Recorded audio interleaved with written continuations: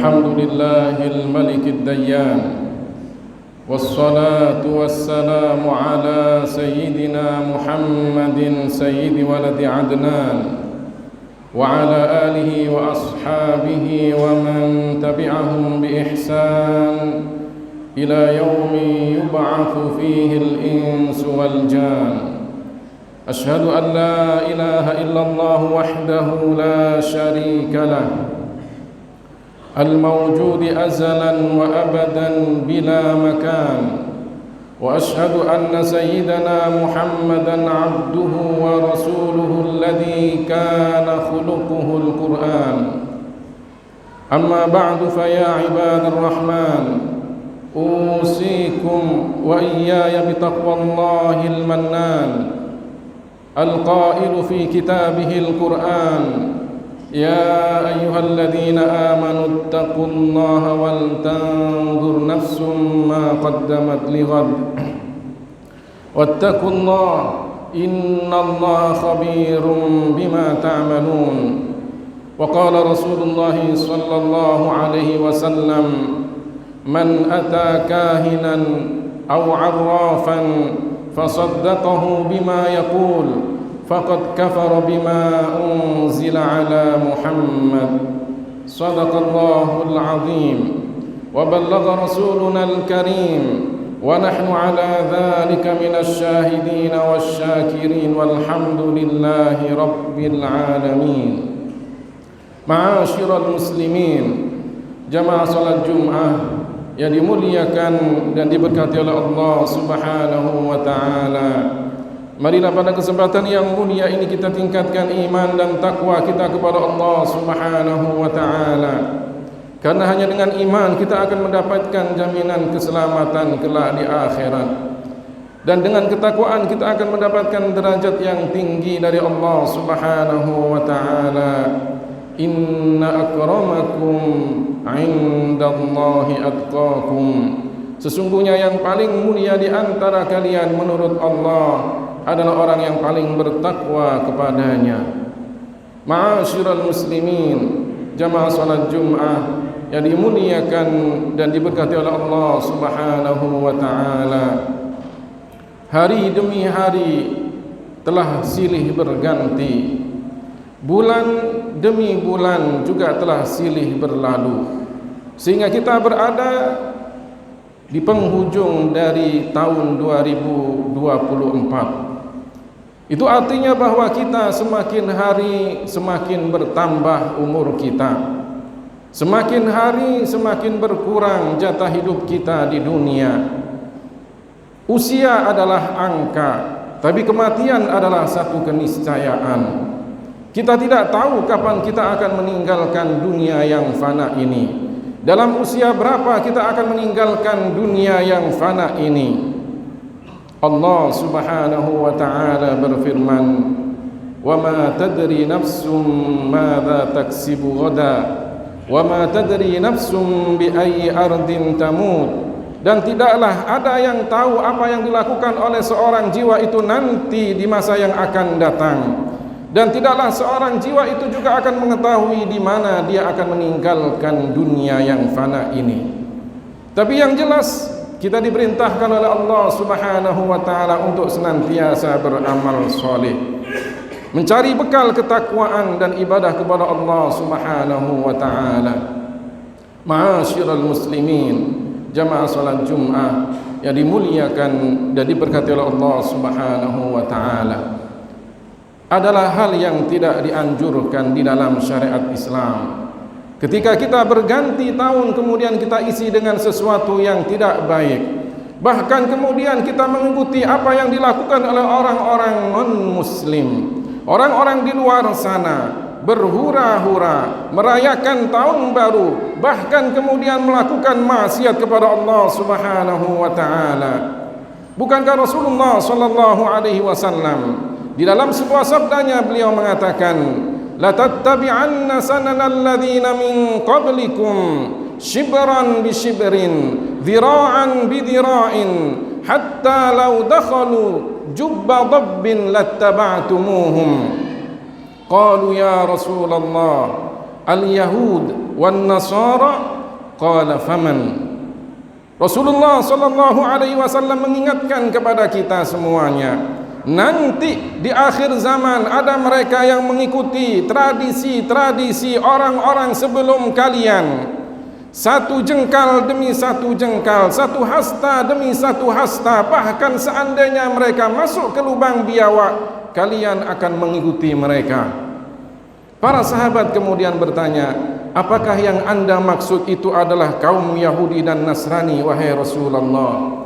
Rasulullah sallallahu alaihi wasallam kemudian mengatakan, siapa lagi? Hadis ini diriwayatkan oleh Al-Imam Muslim.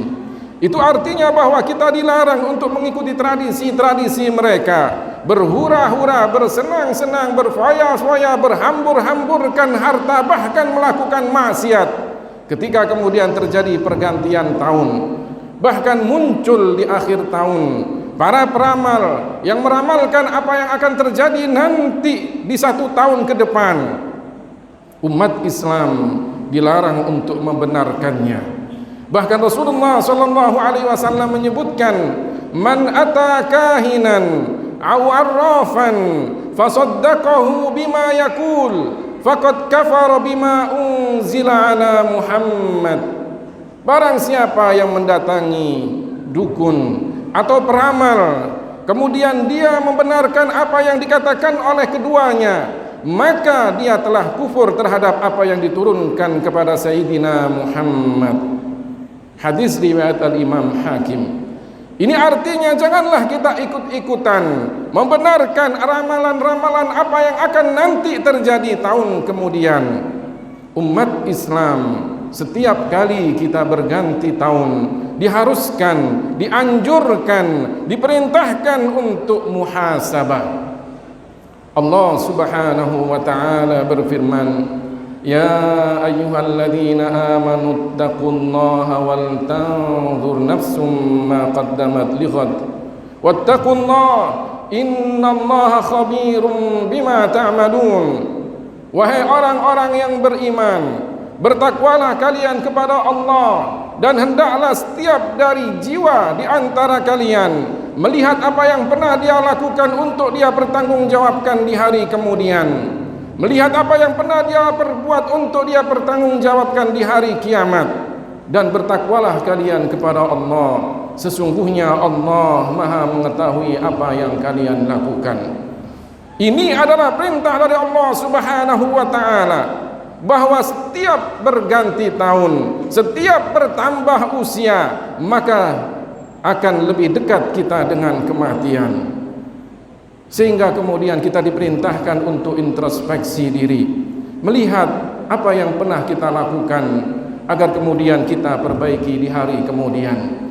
Karena semua yang kita lakukan akan kita pertanggungjawabkan kelak di akhirat. Sayyidina Ali bin Abi Thalib mengatakan, irtahalatid dunya wa hiya mudbirah, wartahalatil akhirah wa hiya muqbilah, wa likulli wahidin minhuma banun, fakunu min abna'il akhirah wa la takunu min abna'id dunya, al yawmal amalu wa la hisab, wa ghadan hisabun wa la amal. Dunia ini berjalan meninggalkan kita, berjalan sampai nanti pada titik penghabisan, dan akhirat berjalan untuk menghampiri kita, dan masing-masing dari keduanya ada generasi-generasinya. Maka jadilah kalian generasi-generasi akhirat, janganlah kalian menjadi generasi-generasi dunia. Hari ini di dunia waktunya kita beramal. Kita tidak akan dihisab, diminta pertanggungjawaban oleh Allah Subhanahu wa taala. Tapi nanti di akhirat yang ada adalah hisab, dan tidak ada lagi kita bisa beramal.